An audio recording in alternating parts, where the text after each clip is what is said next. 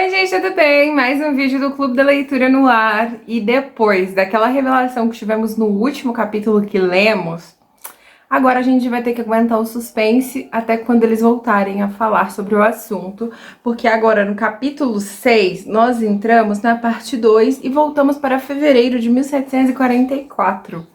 Olha só, gente, vamos ter que aguentar a nossa curiosidade aí sobre a reação da Brianna após as revelações da Claire. Nós estamos fazendo aí o review do capítulo 6 e capítulo 7 de A Libélula no Âmbar. E pra semana que vem, nós vamos fazer aí a análise do capítulo 8 e capítulo 9, combinados? Vamos fazendo a leitura de vocês, anotando aí as diferenças, o que vocês acham.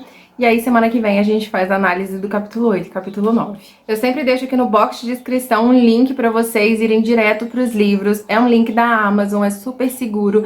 Lá vocês encontram os melhores preços do livro da saga de Outlander. Então tá aqui no box de descrição. Vocês conseguem acessar todos os livros, inclusive o livro 8, que já está sendo vendido em pré-venda e conta com um brinde, gente, maravilhoso, um brinde lindo, que é um marcador personalizado da série. Bom, eu, que não sou boba nem nada, não tenho todos os livros ainda, mas já adquiri o meu livro 8 na pré-venda só por conta desse marcador e quero fazer todos os vídeos de Clube da Leitura usando o meu marcador lindo, maravilhoso. Então o link também tá aqui no box de descrição para quem quiser já garantir o seu livro com o seu brinde na pré-venda. Bom, no início do capítulo 6 nós temos uma pequena introdução da Claire de como está sendo a vida deles na França. Eles chegaram na França, né? Eles estão vivendo na França agora e o Jamie pode respirar mais tranquilo, já que lá ele não é procurado.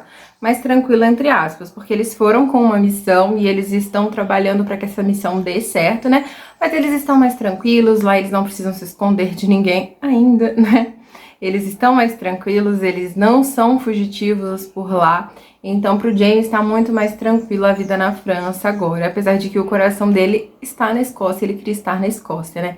E a Claire nos conta aqui como está sendo a vida na França. A Claire está grávida, vocês se lembram muito bem, né? Que ela contou isso pro Jamie no final do livro 1.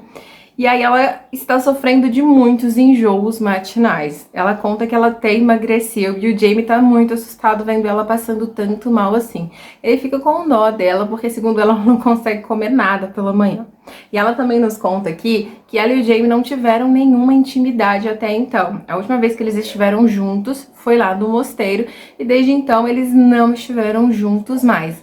Mas a Claire insistiu tanto com o Jamie neste capítulo, que eles acabaram dormindo juntos aqui pela primeira vez desde então.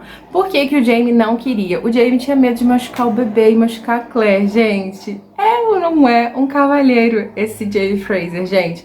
Ele tava com medo e a Claire foi lá e tranquilizou ele. Olha, pode ficar tranquilo que o bebê ainda é muito pequenininho. A Claire ainda tava no início da gestação. Ele é muito pequenininho e ele não vai sentir nada, você pode ficar tranquilo, você não vai me machucar, tá tudo sob controle. E uma das maiores dúvidas da Claire é quanto à felicidade do Jamie. Ela pergunta pra ele, você tá feliz com essa gestação? Segundo ela entenderia se ele não estivesse feliz, afinal, ele não queria estar vivendo uma vida na França. O sonho do Jamie era estar vivendo na Escócia, na sua casa, em Lillibrook, mas ele não pode porque ele é um procurado por lá. Então a Claire teme, né, pela felicidade do Jamie, já que ele não poderia estar criando essa criança como de fato ele gostaria. E ele fala que ele está muito feliz, que ele nunca esteve tão feliz, mas que ele também está assustado, que ele também está com medo, tanto pelo parto também, porque o Jamie perdeu a mãe num parto de um de seus irmãos, né?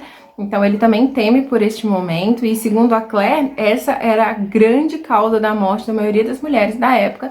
Várias mulheres na época morriam nos partos, mas a Claire tinha muitos conhecimentos, inclusive conhecimentos do futuro, e ela pretendia não deixar que isso acontecesse, e ela tranquiliza o Jamie.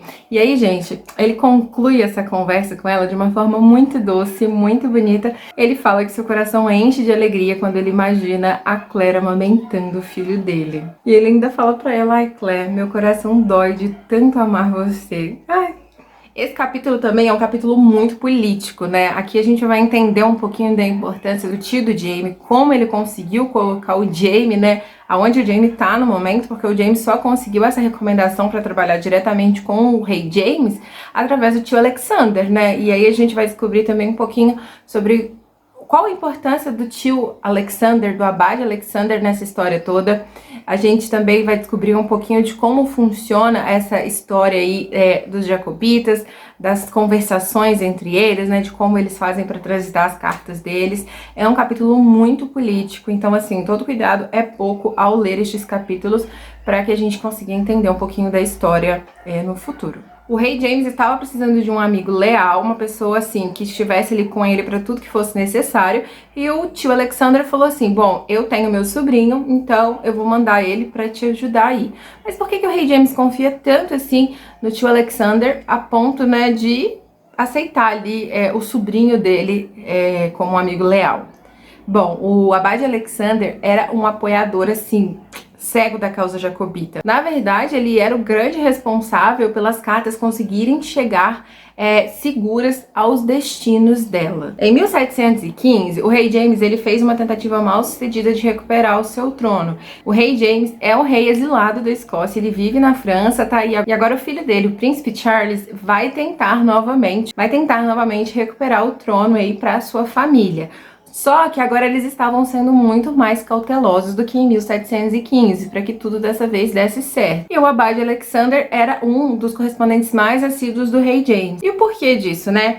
As cartas dos serviços de mensageiros do Papa não podiam ser interceptadas pela alfândega de nenhum governo, fazendo assim com que a grande maioria das cartas enviadas pelo rei James chegasse com sucesso até seus destinos. E o Papa era um grande apoiador da causa jacobita, já que era de interesse do Papa restaurar ali uma Inglaterra e uma Escócia com uma monarquia católica, já que o rei que estava no poder agora era um rei protestante. Então o Papa apoiava muito a causa jacobita e eles usavam dessa vantagem que eles tinham aí das suas cartas serem transitadas livremente para conseguirem chegar aos destinos aí as pessoas certas jacobitas. Então a ideia era simples, gente. O rei James confiava muito no abade Alexander, que confiava no sobrinho dele, no Jaime. Então ele passou essa missão pro Jaime, que era encontrar o príncipe Charles na França e ajudar ele ali prestando assistência. E aí nós estamos em 1744 e a Claire fica pensando qual o momento melhor para acabar aí com uma rebelião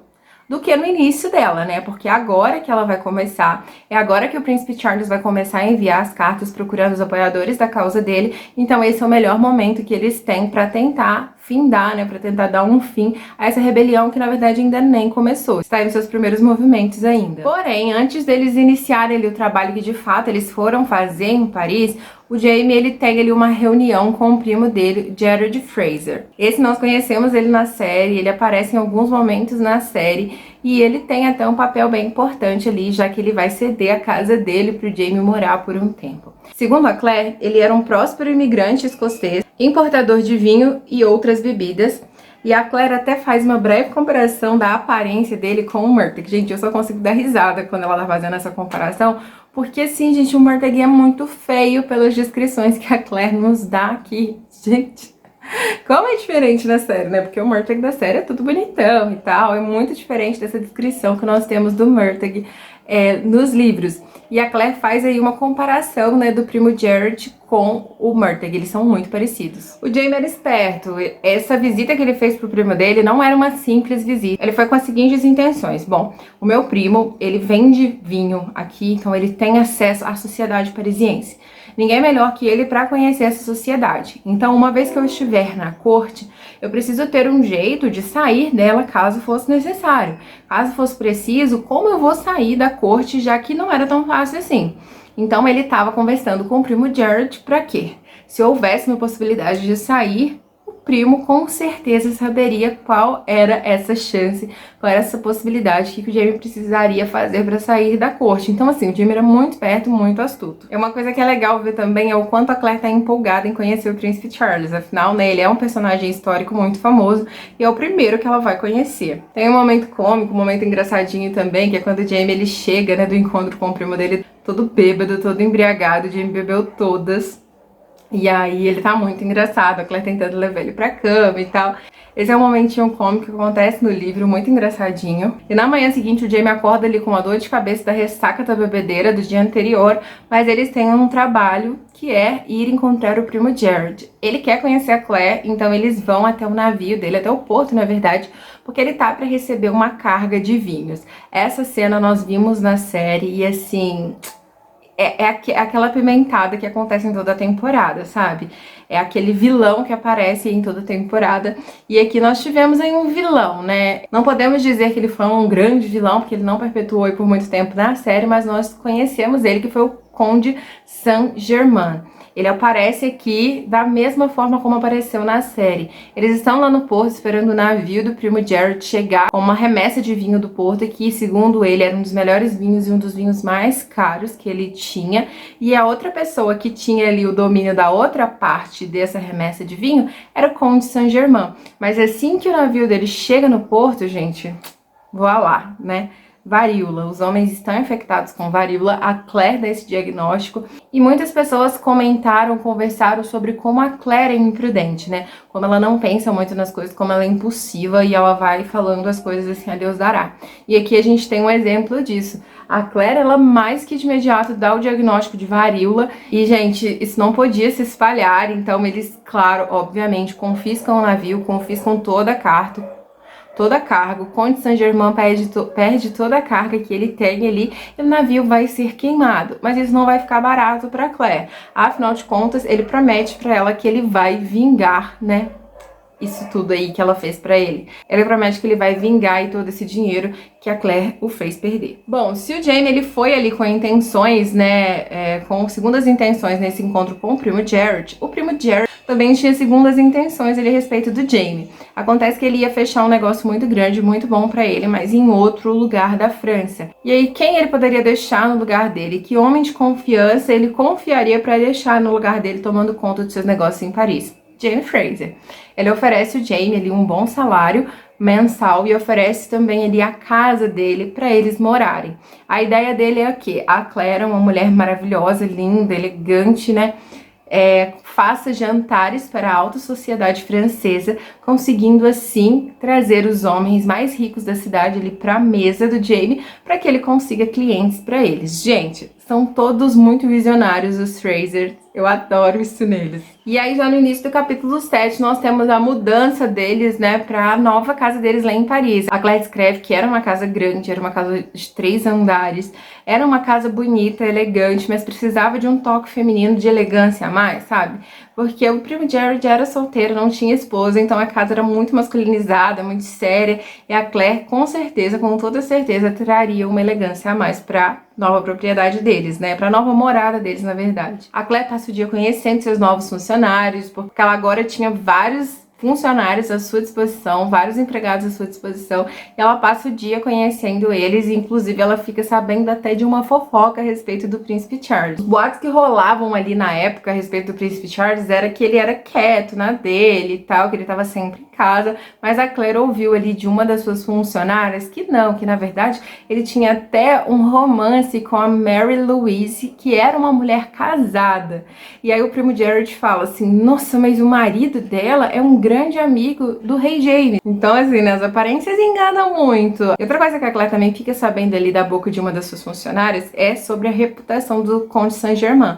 A Claire já estava muito assustada, né, com essa promessa de vingança que ele tinha feito pra ela, e ela ainda fala, nossa, todo mundo comenta aqui que ele vendeu a alma dele pro diabo, esse homem não presta, ninguém gosta muito dele aqui, apesar de que ele é bonito, ele é rico, e as mulheres, assim, ficam aos seus pés, elas parecem nem ligar pra essa reputação dele. O Jaime, ele desconfiava que o Charles estava atrás dos banqueiros da cidade buscando o apoio, enquanto o rei James estava tentando com a Espanha. E o plano de Jaime era claro, ele queria ter acesso a esses banqueiros para que assim eles pudessem convencê-los do contrário. Meio que entre linhas ali também, o Jaime não seria assim, escancarado, né? Que lembrando, eles não queriam que o levante jacobita fosse pra frente. E lembra aquela cena engraçada que a gente tem na série também, de quando o Jaime vai conhecer o rei Luís e acontece toda aquela situação do rei acordando de manhã e vários nobres ali ajudando ele ali nos seus momentos íntimos matinais? Aqui no livro a gente também tem essa cena e o Jaime ele vai sozinho, e quando ele chega em casa a Claire fica assim, mas é verdade que ele faz o número 2 mesmo na frente de todo mundo? E o Jaime fala, é verdade. E teve até um que foi lá ajudar ele, gente. E eles finalizam esse capítulo de uma forma muito, assim, nostálgica, porque o Jamie, ele visualiza a vida dos sonhos dele, que era viver em Lillybrook, né, criando os filhos dele lá, longe de toda essa politicagem. O Jamie não gostava disso, apesar de saber muito, ele não gostava. Então essa era a vida dos sonhos do Jamie, estar em Lillybrook, criando seus filhos lá, compartilhando lá a vida deles com a Janet, com o Ian. Então, assim, a gente termina esse capítulo dessa forma nostálgica, dessa forma gostosa. E eles relembram o propósito deles, né? Que eles estão ali pra tentar fazer com que esse levante jacobita não vá pra frente, mas que se eles não conseguirem, que tudo bem também. A prioridade dele é eles estarem bem nesse momento. Assim, eu amei essa volta aí do nosso casal, Jamie e Claire, porque eu tava morrendo de saudade de ver o Jamie aí no início do livro, gente. Mas eu também fiquei, assim, curiosa pra saber um pouco mais sobre a reação da Brianna, já que nós fomos interrompidos ali no momento em que a Brianna daria sua opinião pra Claire, né? Então, assim... Então, este capítulo me deixou muito feliz, porque tivemos o retorno do nosso Jamie Fraser, que, assim, ele faz falta demais. Mas também ficamos mais curiosos aí, mas... Muitas águas vão rolar por baixo dessa ponte, ainda tem muita coisa a vir pela frente. Semana que vem, capítulo 8 e capítulo 9, não se esqueçam. E a gente se encontra lá. Super beijo no coração de vocês, fiquem com Deus, até lá. Tchau!